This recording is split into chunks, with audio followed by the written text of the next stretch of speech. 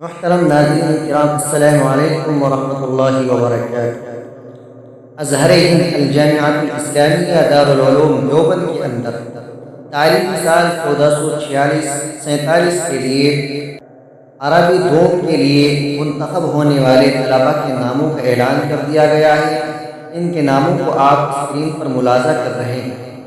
ان طلباء کو مؤرخہ 15 شوال المکرم 1446 بروز پیر بعد نماز مغرب ہفتم اولا کی درسگاہ میں داخلہ فارم دیا جائے گا۔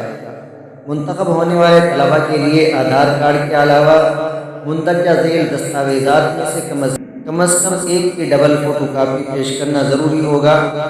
وہ دستاویزات یہ ہیں: برتھ سرٹیفکیٹ، راشن کارڈ، شناختی کارڈ برائے ووٹ، نواس پرمان پتر اور پاسپورٹ کی فوٹو کاپی۔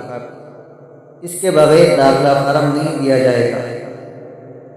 سرحدی علاقوں یعنی جموں و کشمیر، ویسٹ بنگال، منی پور، تریپورہ، آسام وغیرہ اور ان کے اطراف کے طلباء وطنی تصدیق نامہ بھی ضرور ہمراہ لائے۔ اس کے بغیر داخلے کی کارروائی آگے نہیں بڑھے گی۔ نوٹ: اپنے والد کے آدھار کارڈ کی فوٹو کاپی بھی ساتھ لے کر سالانہ عربی دوم کے لیے کل 29 طلباء کا انتخاب عمل میں آیا ہے۔